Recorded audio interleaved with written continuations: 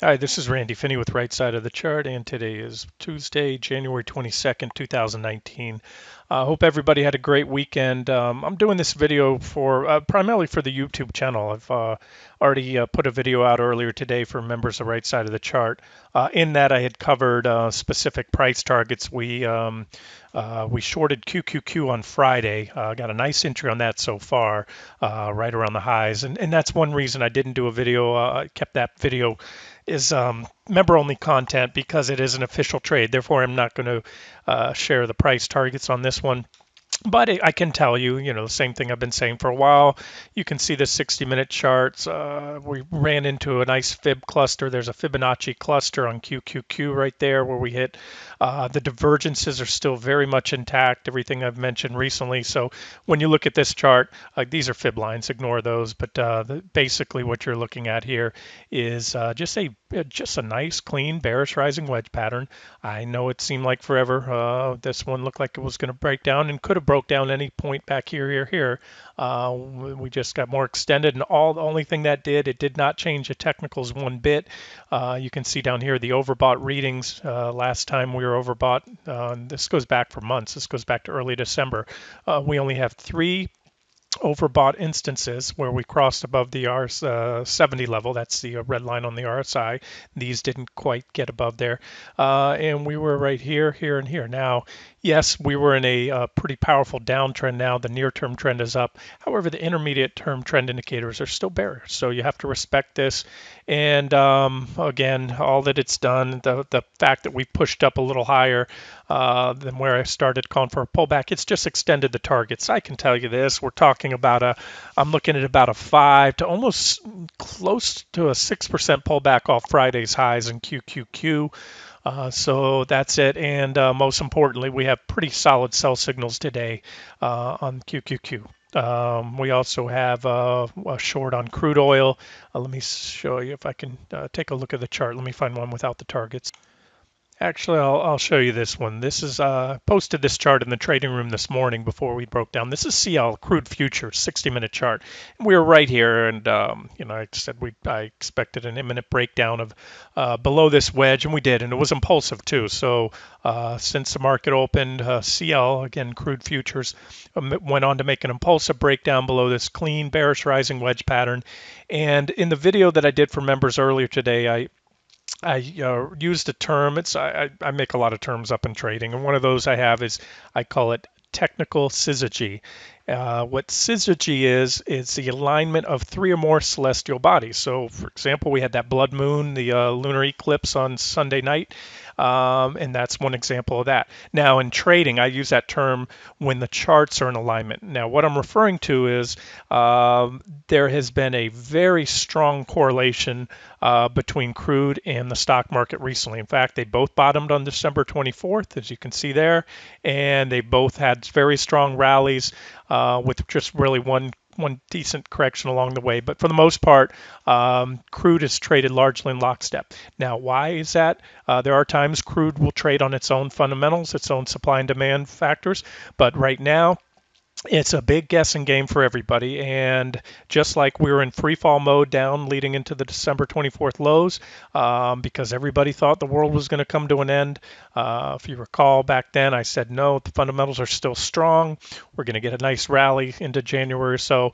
And so the crude has rallied in line with the stock market, largely in line with the stock market, that is, in expectations of economic growth, strong economy. However, now we've come full circle, just like, leading back, when we started rolling over, if you recall, last quarter, around October or so, when the market started going down, yeah, I said that you would see a shift. Everybody was bullish, thinking the economy was going to go on forever. There wasn't I could not find an analyst out there, an expert that was even talking about a recession anytime soon. There was just, I scan the papers, I read a lot of headlines. Oh yeah, we're going to have a recession, but it's not going to be at least, until maybe the end of 2019 or beyond. And of course, once the market dropped, everybody changed their tune. So as I said, economic revisions started going down, consumer sentiment dropped. But then when we got to the bottom, like I said, it was overdone. So we had a nice slingshot to the upside But now I think this is where, once again, things will shift. You'll hear the tone start to change that although the economy is strong, you're looking at, a lot of current indicators. In fact, I want to talk about that real quick. I did in the earlier video today. Here's a Here's an article. This comes out from the Wall Street Journal, called The Daily Shot. They give you a heads up on lot of nice charts. And basically, I'll just try to rehash this. They're showing that the manufacturing industrial production was very strong in December. So again, the economy is still strong. A lot of economic indicators are they're solidly in bull or economic expansion mode. But remember this, that the stock market looks out 6 to 9 months ahead. I've always said this, especially with trading and to a large extent investing. If you are investing off fundamentals, especially government data that comes out like GDP and industrial production, it's akin to driving in the rearview mirror. Driving while looking in the rearview mirror. Some of these come out monthly. GDP is a quarterly released, and then even then, they usually, it's about a 1 month lag time before it comes out, or give or take. And then they often revise after the fact. They'll come in and revise GDP up or down. So this I can tell you, and it's a known fact that recessions are only identified in hindsight. And again, the data is revised. So what you need to do is pay attention to the trends and kind of get in front of those trends. And when you scroll down, what they're talking about is, again, the beginning talks about how everything is strong, but we're seeing a pretty quick drop off right now, downward revision in forward-looking indicators. And that's pretty important. The forward-looking indicators starting to drop off sharply. Businesses are concerned. You go down the line. Probably shouldn't go through all these charts, but I believe this is public information. Let's see. Businesses are concerned. Consumer sentiment is really starting to take a dive down. So this market volatility, despite the bounce we had last quarter, that scares people. And when people start to tighten the wallets, they then tend to, it affects the stock market. They're concerned, market drops, they see their portfolio drop, so a wealth effect, sentiment goes down, and consumer spending represents about 2/3 of GDP. So you can see here, University of Michigan consumer sentiment. So the point I'm trying to make is, now I think the conversation will turn, at least for the next week or so. I'm very open to all possibilities, and that includes the possibility the market goes to new highs in 2019. I don't believe that it does. That is not my primary scenario. I'm not trying to present all kinds of different scenarios here, but I'm open to it. And if the charts start to convince me, I see things happen in the technicals that convince me we may be going up there, my views will change. The other possibility, of course, is that this rally, this super strong and very convincing rally off the December 24th lows, could fall shy of where some, including myself, expect. I'm still looking for, at this point, go back to where we were. I'm still looking for wrong chart. Let's go to QQQ. And on that, my preferred scenario has been, a correction. As I said, let's call it roughly, give or take 5% or so, starting off Friday's highs. Especially if the markets can close solidly red today, which I expect, and then most likely another thrust up. Here's a potential trend line that could come into play. The 200-day comes in with that as well. So whether or not we take it out, expect some resistance there. So we'll still say this is my preferred scenario with an upper bounce target, somewhere uppermost right here. So we're already at my minimum target that I had, before we even bottomed. This has been my minimum target range. We're a little bit above it actually. So my point being that there's certainly the possibility that this rally could have run its course, and the market may want to come down and take another run at these lows. We had some divergence on the RSI, as I'd mentioned, but we did not on the PPO. So I'm very much open to all possibilities, and this would be one of those that come down here. Looks like this. I'm trying to draw the arrows out. We just keep going. It wouldn't be a straight shot down, but if we went down, we undercut those lows, that would give us bullish divergence, and that would set the stage for a multi-month rally instead of what could prove to be, so far it's just been a multi-week rally. We're coming up on about 1 month now. We're almost there, not there yet. But again, if we peak, then we never even made it for a month. So that is one scenario. I'm not trying to confuse you with a lot of them, but I am open to this because, again, we shorted the Qs on Friday, and I told the members of the site on that trade, I do have pullback targets. But I am also very much open to the possibility, and some people may want to do this, that to trail stops down instead of covering on, on at our price targets, our pullback targets.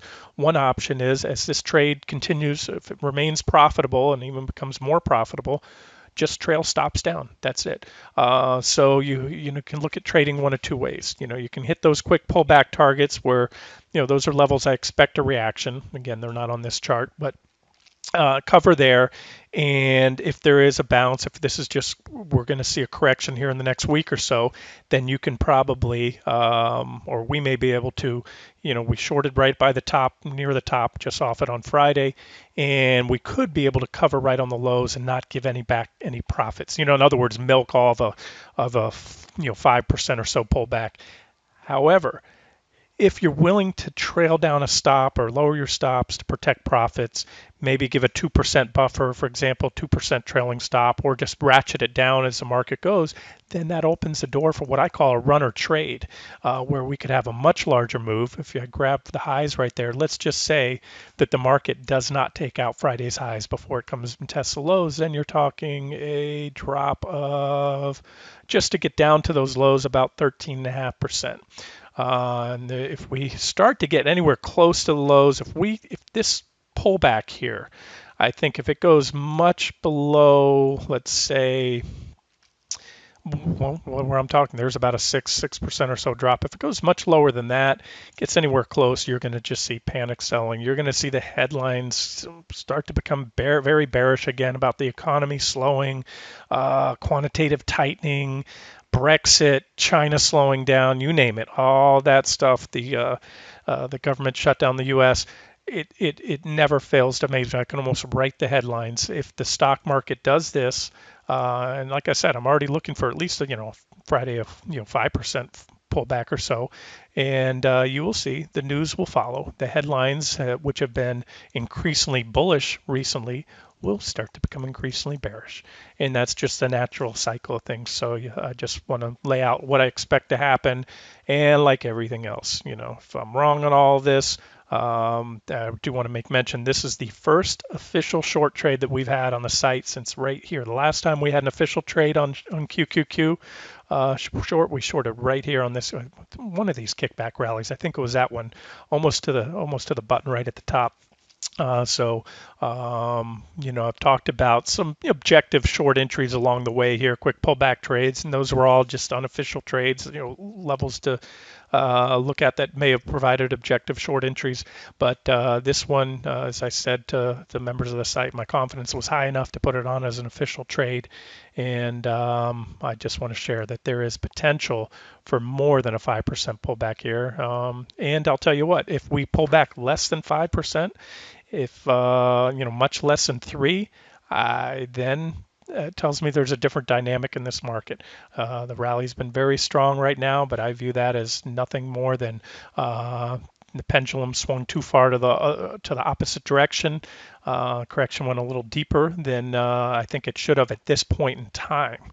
And that's a major thing here. Remember, if the stock market's going down, even if QQQ is going down here, it doesn't go down in a straight line. And this is what swing trading is all about, guys. Trying to game the rips and dips. And on a final note, I just always hear the same old sayings out on Wall Street. The trend is your friend and price is everything. That to me, that's malarkey. It's just people that don't know how to trade or read the charts. Because, for example, okay, so if the trend is your friend and price is everything, so that means right here, and here, you were shorting. or you were staying short. So when did you get out? You know, we went up one day. Does one day make a trend? No. So when did you cover? When did you start going long? So again, I like to try to get in front of these moves. As I mentioned, scaling in my 401k here, and then I've been scaling out over the last week and a half now. And as of Friday, I mentioned actually moving money into Treasury bonds as well for the first time since back here, and almost out, very low. I've transferred out in the last week and a half, out of the majority of those long-term retirement accounts, 401k money, all back into cash, and then some treasuries. So let's just jump over to treasuries and we'll wrap this up. Usually I don't cover anything other than the broad markets, general stock market analysis, public videos, but I want to show you guys this one. I get a lot of positive feedback from the YouTube channel, and I appreciate that. So I want to show you a couple other charts here that are going into factoring into my analysis, and what I had talked about earlier, the alignment of a lot of different things right now. So crude oil, I already talked about how crude has been moving with the stock market, and we broke down, not coincidentally, right around the same time the stock markets or the major stock indices broke down. But then you have the flight to safety instruments, such as, let's get to these charts here.